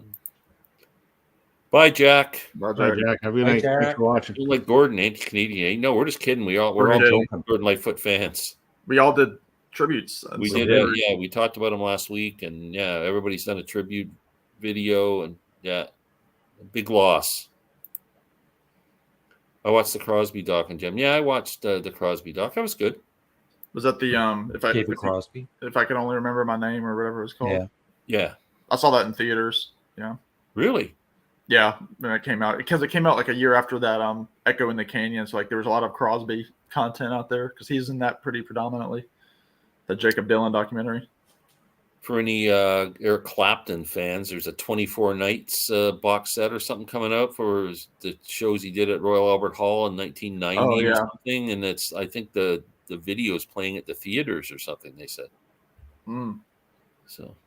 I don't own a single Clapton. Well, that's not true. I have his Christmas album, which is one of the worst albums in my collection. Clapton Christmas album. How did you go, man? That's his most recent album, and he does this terrible like techno version of like Little Drummer Boy because he dedicated it to Avicii, the DJ who died, and it's horrible. It's just horrible. I think if you got his first solo album, the one he did that Delaney Bramlett produced, it's just called Eric Clapton with a bottle of red wine and those songs. It's a really good album.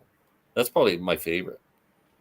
And of course, like Slow Hand and 461 Ocean Boulevard. Yeah, They're good records. And then there's the one where him and Dylan do a song together. It's a horrible song called "Eating a Sandwich." It was something about a sandwich or something. It's just an awful song.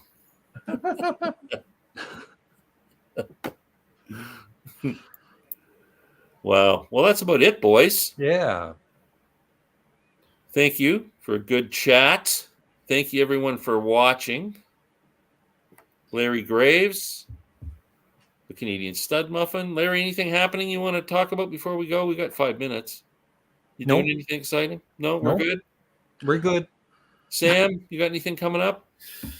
Yeah. Somebody mentioned the Bob Dylan contest. I'll do that. I just I'll post cover songs when I can on the guitar or originals.